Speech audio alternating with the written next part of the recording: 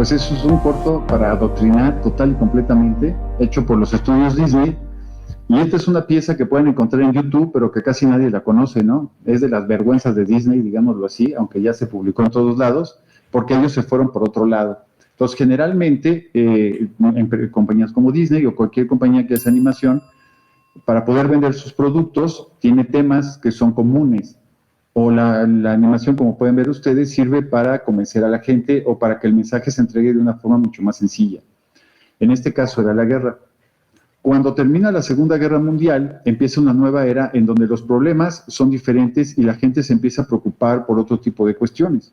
Sobre todo con la bomba atómica de Hiroshima y Nagasaki, pues empieza ya una era de destrucción masiva, la tecnología nuclear, digámoslo así, la era nuclear, en donde ya era un problema la contaminación y lo que le estaban haciendo al ambiente, y la gente se comienza a dar cuenta, ¿no? Que la guerra, pues más que servir para algo, está perjudicando a todo el planeta, y la animación comienza ya a utilizarse también para fines ahora de convencer a la gente que la guerra, digamos que no era el camino, y empezamos ya con otro tipo de temáticas. Vamos a la siguiente lámina, por favor. Y aquí vamos a tener otro tipo de intentos y otro tipo de autores. Este es un fotograma de un cortometraje que se llama Vecinos, Neighbors, que lo hizo Norman McLaren ya en la década de los 50 en Canadá. Canadá recibió a muchos animadores extranjeros y los empezó a apoyar en un instituto que se llama The National Film Board of Canada, que sigue todavía hasta el momento apoyando este tipo de cosas, en donde ellos apoyan a animadores independientes para el desarrollo de la técnica y de temáticas que no son comerciales. McLaren comenzó a investigar la animación, él empezó a hacer pruebas dibujando directamente sobre la cinta, digamos que fue de los pioneros, y desarrolló mucho una técnica que se llama pixilación, que es como stop motion, cuadro por cuadro, pero con personas. Entonces los movía y empezó a desarrollar sus cortos. Este cortometraje de Neighbors trata de dos vecinos, es como un jardín donde hay dos vecinos divididos por una línea, y justo en medio de la línea surge una flor. Entonces los dos empiezan a pelear porque los dos dicen que la flor está de su lado. La bronca llega a un nivel tan fuerte que se acaban matando los dos, y el mensaje es pues que la guerra no sirve de nada, ¿no? Entonces empieza toda esa alineación de ellos hacia este tipo de políticas, ¿no? Y era el resultado de la posguerra, por llamarlo de alguna manera. Entonces las temáticas mundiales comienzan a dirigirse, digamos, a que los comunicadores independientes comiencen a convencer a la gente para que esto no suceda. Este cortometraje ganó el Oscar en su momento, es de los clásicos, los invito a que lo vean, lo van a encontrar en YouTube, así Neighbors, de Norman McLaren. Vamos a la siguiente lámina, por favor.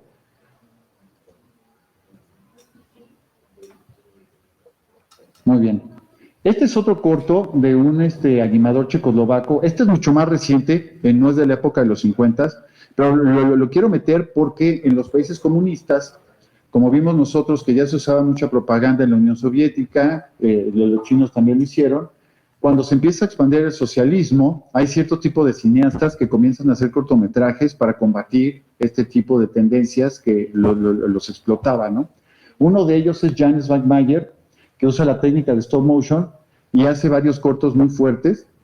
Uno de ellos se llama La muerte del estalinismo en Bohemia, en donde por medio de objetos empieza a mostrar lo que pasó, digamos, con Stalin, con sus teorías, cómo todos los gobernantes eran más o menos iguales, y es un corto muy, muy fuerte. También se puede ver en YouTube. Este es uno de los cortos que lo suben y lo bajan, porque no es un corto, digamos, fácil, es un corto para adultos por la temática que tiene.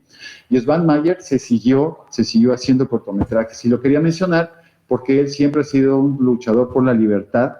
Incluso él se considera un artista surrealista.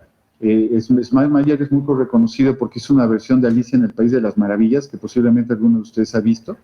Es su versión, que es una versión como mucho más oscura del cuento.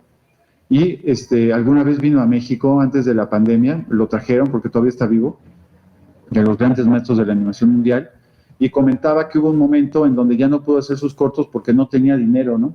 Entonces le preguntaban que por qué no hacía cortos de otra manera, y él decía que no, ¿no? Que el precio de la libertad era ese, ¿no? Que él prefería hacer otras cosas que venderse y hacer cosas para el sistema, ¿no? Checoslovaquia. Entonces él es de los grandes de la animación, y este corto es antibélico hasta el tope, ¿no? Y es un corto que digamos, pelea contra ese tipo de tendencias. También lo pueden buscar, al igual que toda su obra, casi todo está en internet.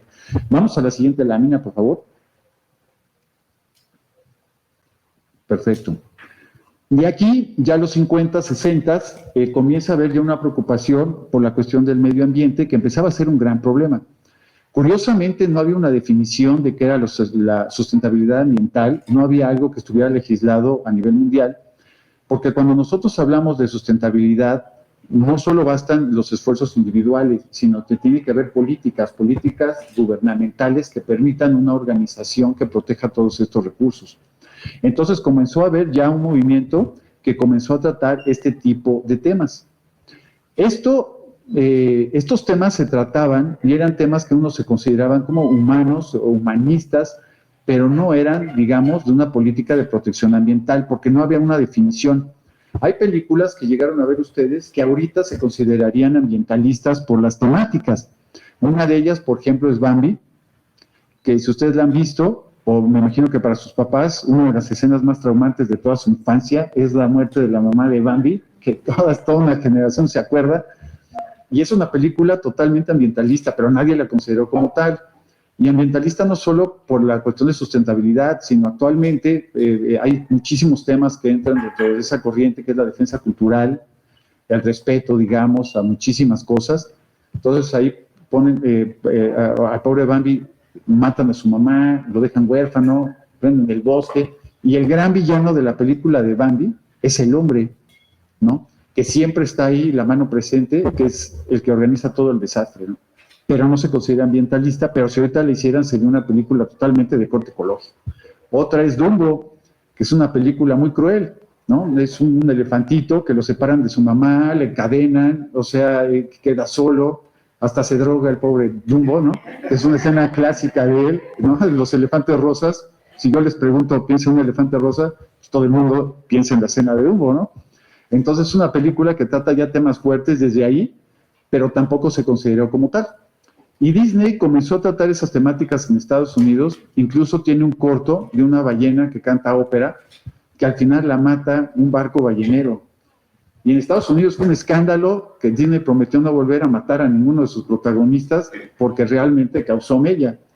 Y con este tipo de temáticas, cada vez digamos más humanistas o que trataban esos temas, comenzó a avanzar esto y varios animadores comenzaron a unir a este tipo de tendencia. Vamos a la segunda lámina, por favor.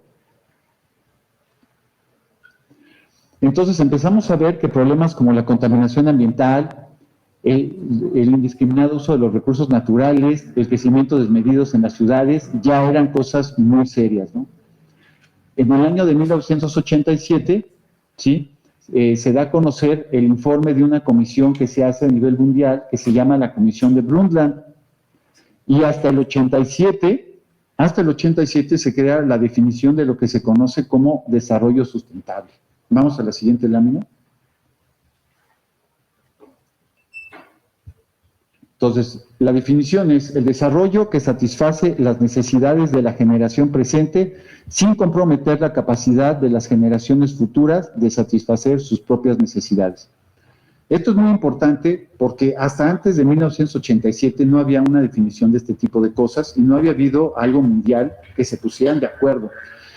Esta definición hace que todos los países se puedan crear movimientos y organizaciones que puedan crear este tipo de políticas para tratar de abatir lo que ya estaba sucediendo. Pero es increíble que fuera hasta 1987, o sea, es muy, muy poquito tiempo. Estamos hablando de hace 35 años apenas, ¿no? Que se crearon ya este tipo de cuestiones. Y con esto se empieza a avanzar y comienza a haber reconocimientos mundiales a cineastas que ya trataban el tema de la sustentabilidad muy fuerte. Vamos a la siguiente lámina, por favor. Entonces, en este caso es importante porque el cambio de hábitos de consumo requiere de la concientización para poder implementar políticas públicas que funcionen, digamos, a nivel social. Esto es bien importante porque la gente, si no sabe lo que tiene que hacer, pues no lo va a hacer. Y nosotros estamos rodeados de publicidad muy nociva. Incluso ahorita con el movimiento que hay de la alimentación, pues ya todos sabemos que hay ciertos tipos de refrescos gaseosos que son muy nocivos, que el azúcar en exceso también, que produce diabetes. Tenemos como más conciencia de lo que tenemos que realizar. Y eso es porque alguien nos lo ha dicho y porque vemos mensajes en la publicidad, en la televisión, que nos indican cierto tipo de posiciones que no son las más comunes, ¿no? Esto se vino a hacer ya desde ahí y fue muy fuerte el movimiento. Vamos a la siguiente lámina, por favor. Entonces, la cuestión de los comerciales de televisión, de las campañas publicitarias, se han movido dependiendo de las tendencias que hay en varias épocas. Antes de llegar al 87 pasamos por los 60, por los 70, que fue una época muy fuerte de grandes movimientos sociales a nivel mundial. En México lo vivimos con el 68, lo que pasó en 1970, en Francia también sucedió. En los 80 todo esto se empezó a acelerar y también tuvo que ver con el surgimiento de la tecnología, que la tecnología empezó a avanzar y las películas que antes no veíamos ahora se hicieron mucho más comunes. Empezó a avanzar todo este movimiento hasta llegar al 2000. Vamos a la siguiente lámina. Y vamos a ver algunos autores, algunos animadores que fueron muy importantes. Uno de ellos, que lo conocen prácticamente todos, se llama Hayao Miyazaki. Hayao Miyazaki es bien importante porque en sus películas empieza a innovar muchas cosas que antes no se veían. Hayao Miyazaki comienza a poner al medio ambiente, a la cultura japonesa y a la mujer en el centro de sus historias. Sus historias animadas siempre tienen a mujeres jóvenes, muy empoderadas, que son las protagonistas. El medio ambiente es parte integral de la película, integral, y la cultura japonesa también. Y él empieza a hacer eso en una época en donde los norteamericanos todavía no lo hacían y donde la animación no se podía ver tan fácil como ahorita. A ustedes ya les tocó una época donde pueden comprar una película de Hayao Miyazaki en DVD en cualquier lado, la pueden ver en internet. Antes no se conseguían y no había ese tipo de tecnología, solo se veían en el cine. Y cuando la tecnología avanzó, crearon unos videocassettes que se llamaban VHS, que algunos de ustedes creo que todavía los conocen. Para nosotros era el tope de la tecnología. Entonces se empezaron a importar películas japonesas y mucha gente las pirateaba. Entonces se empezó a diversificar y empezó a llegar animación de este tipo que antes no se veía. Incluso los Óscares ni siquiera reconocían este tipo de películas animadas como existentes, porque los Estados Unidos tenía todo el mercado abarrotado para que solamente su producción funcionara. ¿Qué tan importante es esto? ¿Qué tanto nos afecta? Cuando se firma el Tratado de Libre Comercio entre México, Canadá y Estados Unidos en el 97, creo que fue el primero, ¿cuál creen ustedes que fue el segundo producto que negociaron los norteamericanos? Exactamente, todo el contenido audiovisual, la televisión y el cine, exactamente. Y esto indica la importancia que tiene para ellos, porque para dominar a un país económicamente, primero lo tienen que dominar culturalmente. Y los norteamericanos lo saben. Entonces, lo primero que hacen es una avanzada de vendernos cultura y cuando te convencen, entonces llega todo lo demás. Y lo podemos ver incluso con la ropa que tenemos, los productos que consumimos, la tecnología que tenemos todos. Yo antes iba al cine y me gustaba verlo desde afuera y, bueno, antes eran como filas por película y nada más de ver la gente que estaba formada podía decir, este va a tal película, este va a tal película, este va a tal película, este va a tal película, por la ropa que tenemos y lo que consumimos. Y nosotros no nos damos cuenta, pero tenemos esas cosas en la cabeza que nos afectan mucho sin siquiera pensar que está mal. Con el movimiento que tenemos ahorita han cambiado muchísimas cosas, ahorita lo vamos a ver, porque ya ustedes piensan diferente, porque nuestra cultura va cambiando. A veces pensamos que somos nosotros nada más, pero a veces los movimientos sociales crean políticas de Estado y crean también que las grandes empresas cambien su visión, porque para ellos es un negocio. Es cruel esto, pero eso es totalmente una realidad. Entonces vamos a seguir con él, porque él empezó a hacer cosas que no eran muy populares para los Estados Unidos. Vamos a la siguiente lámina. Y comenzó a producir sus películas. Entonces esta es la primera película que hicieron, con la cual fundaron los estudios Ghibli, que se hicieron para hacer esta, que se llama Nausicaa, The Valley of the Wind, que te pone un ambiente posapocalíptico y es una protagonista femenina, muy joven, en una época en donde los protagonistas generalmente eran todos masculinos, ¿no? Sobre todo para las películas norteamericanas. Vamos a la siguiente lámina. Y Miyazaki comienza a producir películas de este tipo. Esta es una de ellas. Esta, por ejemplo, es una ilustración de un fondo para la película La princesa Mononoke, que algunos de ustedes la han visto, en donde la naturaleza es protagonista principal, ¿no? Y el tema es muy fuerte, en donde el hombre está envenenando al bosque y toda la historia se desarrolla con eso, ¿no? Y la protagonista es femenina, que es una protagonista muy fuerte, que ahí se va con el protagonista masculino, por llamarlo de alguna manera, y se trata ese tema ecológico y cultural, porque aparte solamente de lo meramente ecológico, él mete siempre la cultura japonesa, por él se conocen muchas cosas, y estas películas ya eran muy admiradas, digamos, en Estados Unidos, pero no eran ni siquiera reconocidas. Vamos a la siguiente lámina, por favor. Por ejemplo, la quería poner porque es también una imagen de la cinta La princesa Mononoke, donde este venado, digamos, este ciervo es el espíritu del bosque. Y se lo han fusilado en un montón de películas gringas. Si vieron, en Harry Potter sacan un venado, ¿no? Que tiene que ver con esto, de ahí estoy seguro que se lo fusilaron. También hay una película que se llama Blancanieves y el cazador, donde llega Blancanieves y se encuentra con el espíritu del bosque, y pasa prácticamente lo mismo. Entonces, la gran influencia de Miyazaki en la cultura occidental es innegable. Y para los animadores también, hasta que lo reconocieron con el Oscar de la mejor película animada, que se los dieron los de Pixar y todo el mundo hasta se paró, ¿no? Cuando ya los Estados Unidos comenzaron a abrir el mercado para negociar con el Oriente. Porque los Estados Unidos han invadido la cuestión de la animación por cuestiones comerciales durante muchísimo tiempo. Incluso ya en los 2000 los Estados Unidos decidieron que iban a desaparecer la animación 2D de las películas. Y fue un acuerdo. Dijeron, de aquí en adelante nos vamos por la animación 3D nada más, que es la más viable económicamente, y lo hicieron. Los japoneses no les gustó y dijeron, pues eso lo haces tú, nosotros le vamos a seguir. Y fueron los que se siguieron con la animación 2D, combinándolo con 3D. Los gringos lo quitaron total y completamente, y apenas ahorita que está un resurgimiento de la animación 2D, ya están volviendo a abrir estudios para hacer animación 2D porque es muy popular actualmente, ¿no? Pero a eso lleva toda la cuestión cultural. Vamos a la siguiente lámina, de cómo son imposiciones que se crean por cuestiones económicas, ¿no? Total y completamente. Entonces, Miyazaki sigue haciendo sus películas, a ver si nos pueden mostrar la siguiente lámina, por favor. Sigue haciendo sus películas y se hace totalmente popular y ya entra directamente a todo lo que es Latinoamérica y a todo el mundo, donde podemos ver todas sus cintas, ¿no? Que son muy variadas, y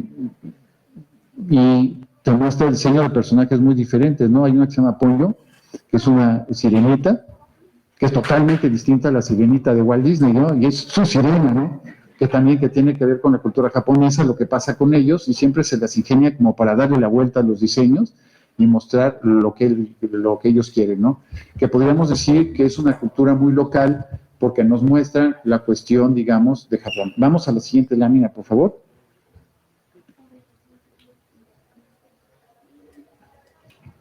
Vamos a ver a otro cineasta, también que es muy importante. Él hizo toda su obra en Canadá. Se llama Frederick Bach. Y él emigra de Europa en 1948 y se desarrolla en Canadá total y completamente, ¿no? Entonces, él comienza a hacer cortometrajes siempre de carácter ambientalista, desde sus primeros cintas, que eran para niños. Entonces, en este caso, su primera película es Abracadabra, de 1970, que ya empieza a hablar del cuidado de la naturaleza, y empieza a hacer sus cortos en una técnica muy particular, es 2D, es totalmente dibujado, y su obra maestra, digámoslo así, gana el Oscar en el 87, es un cortometraje que se llama El hombre que plantaba árboles, basado en una historia de Jean Genot, y cuenta la historia de un hombre que en una zona desértica se pasa toda su vida plantando árboles él solito, hasta que lo hace totalmente una zona verde y habitable, ¿no? Pueden encontrar el libro en internet, este es un audiolibro, creo que está gratuito, y el cortometraje de él también. Y ahorita vamos a ver un fragmento de ese corto, porque quiero que veamos un momento. Entonces, como es muy largo, solo vamos a ver un pedazo del principio, del final, para que vean la técnica de lo que hace él. Entonces, a ver si podemos ver un poquito. El cortometraje se llama El hombre que plantaba árboles. Muchísimas gracias, y vamos a realizar la presentación. Entonces, ojalá lo puedan ver. Es bellísimo el cortometraje, y si se ven, la técnica es muy diferente a las demás, porque lo hace prácticamente una sola persona, ¿no? Son cosas que no son comerciales, y a mí me encanta esta técnica. Él sigue haciendo cortometrajes, vamos a la siguiente lámina. Hace esta de Jean Genot, dibujada. Esta ganó el Oscar justo el mismo año donde surge la definición de sustentabilidad, desarrollo sustentable en el 87. Que no es una coincidencia, ¿no? Porque ya empezaban, digamos, el apoyo tan fuerte a este movimiento. Estas son unas imágenes del corto que vemos ahorita, unos pedacitos, que es bellísimo. Y si se fijan, ya el estilo gráfico es muy propio de la animación independiente, y esta es la gran ventaja que tiene la animación, que es muy artística. Se puede hacer como quieran, con el estilo que quieran, e incorpora un montón de cosas a ella. Vamos a la siguiente lámina, por favor. Esta es una imagen de otro de sus cortometrajes que se llama El Gran Río, en inglés es The Mighty River, que cuenta la historia del río St. Lawrence. Y, digamos, cuenta toda la historia del pueblo nativo, es Micmac, y este río corre por todo Ontario y Quebec, ¿no? Y es como una especie de documental animado, que es una tendencia que ahorita ha tenido muchísimo éxito, en donde ya son temas muy realistas que se tratan por medio de la animación. Entonces, esta lámina es de uno de los fragmentos del cortometraje donde muestra toda la fauna que había ahí, bellísimo, las ballenas, todo lo que hay. Vamos a la siguiente lámina, por favor. Y posteriormente va poniendo cómo a través de los años se va perdiendo hasta que queda totalmente contaminado el río, muestra las grandes ciudades, y es como una protesta, ¿no?, acerca de lo que está haciendo Canadá, digamos, con todo su patrimonio.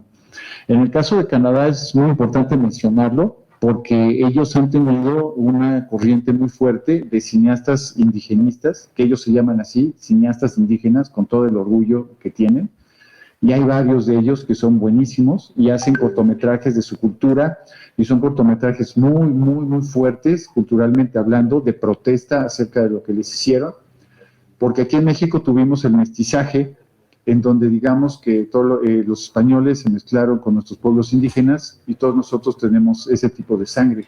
Lo que es Estados Unidos y Canadá, los norteamericanos y los franceses los eliminaron total y completamente, y estos pueblos canadienses, los nativos, a los niños se los arrebataban, digamos, de sus papás y los metían a internados, ¿no?, donde les quitaban toda su cultura y demás. Y hay cortometrajes muy fuertes de cineastas indigenistas que tocan ese tipo de temas, y son cortos hermosísimos, ¿no?, que tocan su cultura. Entonces tiene un movimiento muy fuerte ahorita de ellos por esa reivindicación cultural.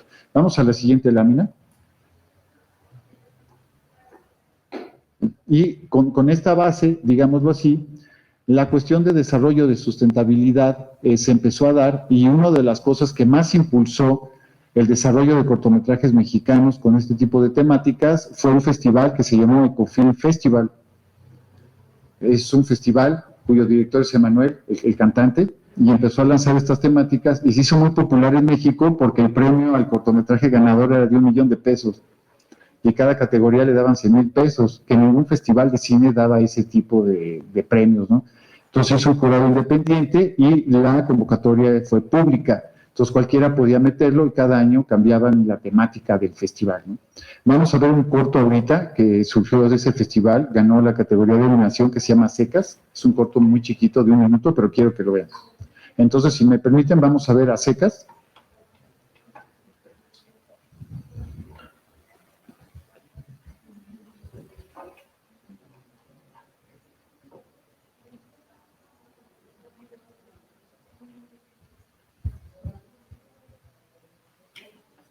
Este corto a secas se hizo por un estudio que muy reconocido en México hace unos años, que se llamaba Llamarada de Petate, y es un corto con técnica 2D. Vamos a verlo. Entonces, como pueden ver, es un corto muy impactante y muy cortito, y es una tendencia ya de cortometrajes muy, muy pequeños que pueden tocar todo tipo de temas, ¿no?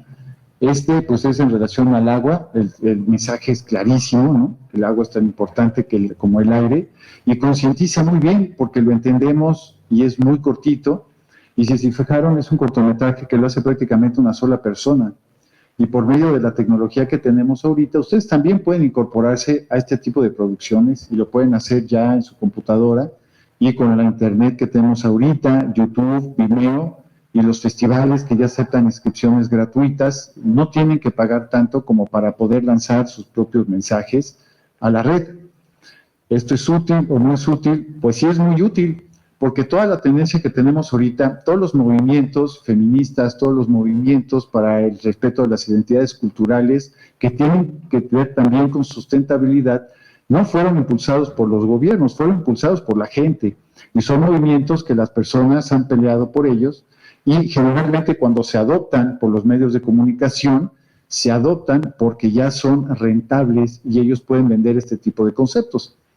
Es dramático, pero es la realidad. La cuestión aquí es que con la globalización, que ya desde el 2000 empieza a ser un movimiento avasallante, que ahorita ya lo tenemos aquí, este tipo de tendencias de manipulación que había de su lado hacia nosotros se convierte en un teléfono donde nosotros también tenemos esa opinión. Actualmente, cualquier cosa que pase en el mundo la conocemos al instante gracias a Internet. Entonces, podemos estar comunicados en todo el mundo y saber qué pasó, lo cual hace que la gente realmente responda. La publicidad está cambiando muchísimo, está pasando, digamos, de ser una publicidad directa por televisión o por los medios masivos de comunicación a publicidad dirigida hacia ustedes. Si se fijan, si se meten a buscar algo en Internet, les va a llegar publicidad de eso por los famosos algoritmos. Entonces la publicidad ya va dirigida hacia cada uno de nosotros según los hábitos de consumo. Y las redes sociales cada vez tienen más fuerza para que nosotros podamos difundir este tipo de mensajes. Ya ahorita incluso las agencias de publicidad están pasando, digamos, de la publicidad editorial a toda publicidad por medios, a hacer publicidad por Twitter, por Facebook, por Instagram, por todos los medios que es donde se mueven realmente las marcas, y gracias a los movimientos que se han hecho, se han cambiado cosas muy fuertes. Por ejemplo, si recuerdan antes, las mascotas de los cereales, si se acuerdan el caso de Kellogg's Melvin, que era el elefante gordo, lo cambiaron, porque por ley ya no puede haber un personaje gordo así, porque es nocivo para los niños, ¿no? Porque los está influenciando de forma negativa. Y se tuvo que cambiar la mascota. Hubo un momento muy fuerte, creo que fue en Malasia, de una empresa que denunció la cantidad de azúcar que tenía un chocolate, creo que se llamaba Milo, que casi todo era azúcar. Los banearon y por internet hicieron toda la campaña y fue tan sólida que le quitaron el registro de alimentos saludables a Milo y tuvieron que retirarlo y volver a sacar uno sin tanta azúcar. Entonces actualmente todo ese movimiento ha venido por la gente y como es un movimiento que busca una cuestión de sustentabilidad, es un movimiento que busca que las corrientes sean como más sanas, funciona. También igual toda la reivindicación de la mujer en todos sentidos no vino de ellos, vino de la pelea de la mujer de tantos años, décadas, siglos, hasta que ellos mismos ya lo hacen de forma diferente. Actualmente, si ustedes ven una película de animación, una constante es que el personaje tiene que ser femenino, tiene que ser una mujer empoderada y tiene que tener un mensaje de ese tipo. Y lo pueden ver incluso con Disney, que maneja ese tipo de temáticas y mientras más fuerte se convierte a nivel social, ellos mismos lo toman y lo lanzan y se convierten ya en políticas cada vez más sólidas. La cuestión de la sustentabilidad es muy importante tomarla por todo este medio, no solamente el medio ambiente, sino la cuestión cultural, porque es un problema que ya es dramático y que ya no hay vuelta atrás. Siempre andan con su famoso reloj, o sea, el reloj ya se terminó, ya estamos en los próximos 10 años que son de adaptación a lo que le hemos hecho el planeta, y hay cierto tipo de movimientos que no son muy conocidos, pero que son una realidad. Por ejemplo, hay un programa completo para colonizar Marte que realmente está sucediendo. Hay diseños ya de casas en Marte, por eso está tan fuerte la carrera espacial, porque ya es una política mundial llevar gente a Marte, porque si llega a haber una colonia humana en Marte, tenemos más probabilidades para sobrevivir como raza humana. Eso es real, es mundial y lo pueden buscar hasta en Internet y no van a parar hasta que lo consigan, que posiblemente ustedes lo lleguen a ver y sus hijos lo van a ver como una realidad, porque es a lo que va, por eso es el apoyo. Y es dramático que estén tan metidos en la colonización de Marte cuando el planeta necesita más acción directa y definitivamente nosotros sí somos un agente de cambio. Vamos a ver ahorita de otro cortometraje que surgió de aquí, que es de la línea que se llama Documentales Animados. Vamos a verlo, se llama Cayumari, lo hizo el estudio Psyche Studio por Arnold Lavadie, que también ganó una categoría en este premio. Vamos a ver si lo podemos ver. Se llama Cayumari, un corto, y lo hizo prácticamente Arnold solito, bueno, con su equipo, pero fue para el Ecofilm Festival y también ganó uno de los premios. Y este festival ha servido para plataforma de muchísima gente creativa. Incluso hay un estudio de animadoras en el Distrito Federal, Casiopea, que es de los mejores estudios que hay ahorita en México, que surgió de este festival. Es un grupo de animadoras que estudiaron en la UNAM, hicieron su propio estudio y ahorita es de lo más famoso que hay en México. Y surgieron de aquí con sus primeros cortos, los metieron al festival. Vamos a la siguiente lámina, por favor.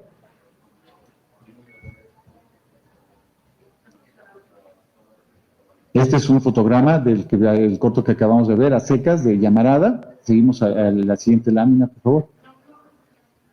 Es un fotograma también de Cayumari, que esta es una técnica que es animación 3D. Está muy, muy bonito lo que hicieron.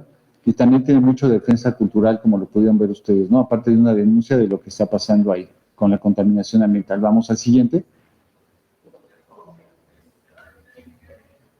Y ya a manera de conclusión, lo que podemos decir de lo que está pasando ahorita con la animación es que es uno de los medios más utilizados a nivel mundial para comunicar todo tipo de mensajes. Ahorita vimos cosas independientes, pero de las películas más grandes que hay de estudios muy fuertes, también ya adoptaron la cuestión ambientalista, que en su momento fue una apuesta, y para variar, Pixar y Disney fueron los que comenzaron. Si recuerdan, Pixar comenzó con una película que fue muy famosa, que es WALL-E, que si la llegaron a ver, pues es una película ambientalista donde rompieron varios paradigmas muy fuertes, ¿no? De entrada, la primera parte de la película nadie dice nada más que WALL-E y Eva, y todo el mundo lo entendió, y es pues apocalíptica hasta el tope, y es un mensaje muy fuerte, ¿no? Y de ahí ellos demostraron que los temas de sustentabilidad ambiental son rentables y que pueden hacer productos que la gente compre. Y de ahí se lanzaron, en donde prácticamente en todas las películas tienen este tipo de temas ambientalistas, en donde ya ellos mismos lo abordan, porque aparte, mientras más personas lo consuman, mientras más gente pida este tipo de productos, más lo van a hacer. Y en el caso de ustedes, ¿cómo se puede entrar desde nosotros como diseñadores gráficos? Que en todas las conferencias que hemos visto hay varias maneras de abordarlo. Pero si a alguien le gusta la animación, si a alguien le gusta hacer sus propias cosas o quieren hacer sus propios mensajes, más que nunca ahora es más sencillo, porque en su casa lo pueden hacer, la tecnología se presta para poder realizarlos y se pueden tocar un montón de temas que se pueden hacer sin ningún tipo de capital, por llamarlo de alguna manera, o con recursos muy, muy limitados en todo tipo de temas. Y para terminar, quisiera ponerles un corto de este tipo. Es un cortometraje que yo hice con alumnos míos en la UAM, que tiene un presupuesto de cero, que lo tomamos, es animación experimental, y quisimos mostrar en imágenes lo que sufría una persona que tuviera paranoia, ¿no? Que es un tema más o menos social de este tipo de cuestiones, y se los quería mostrar. Se llama Paranoia el cortometraje, no sé si lo podríamos proyectar. ¿El completo? Sí, completo, dura 2 minutos, es muy chiquito. Entonces este corto lo hice con algunos alumnos y el presupuesto es de 0 pesos prácticamente, ¿no? Incluso un alumno puso la música, lo editamos, lo lanzamos y lo quería que lo vieran para invitarlos a que si ustedes quieren hacer algo así, lo pueden hacer. Realmente se puede. Todo esto fue hecho con computadoras caseras y este último corto ha estado en varios festivales en Europa, en América Latina y en México, ¿no? Fuertes festivales. Y lo pueden mandar gratuitamente y pueden participar. Y es lo que nosotros podemos hacer como diseñadores gráficos, como animadores independientes, para poder ya entrar, digamos, en todo este discurso. Entonces, más que nunca se puede, se los quiero repetir, para que se animen, porque es algo que como diseñadores gráficos sí podemos hacer. Nosotros nos dedicamos a la comunicación, a comunicar. Y por medio de este medio, ustedes realmente pueden poner su granito de arena para solucionar los problemas o para abordar los temas que a ustedes realmente les interesen desde su punto de vista. Por eso es tan importante la concientización y saber que ustedes tienen el control de sus acciones y que realmente, si quieren hacer algo, lo pueden lograr. La tecnología se presta, nunca habíamos tenido tanta conectividad como lo hacemos ahorita, y si algo nos dejó la pandemia es que por medio de la tecnología y el internet podemos estar en contacto con todo el mundo. Y hay muchísimas maneras de hacerlo. Por mi parte sería todo por la conferencia, espero que les haya gustado, y no sé si tengan alguna pregunta o de lo que vimos ahorita.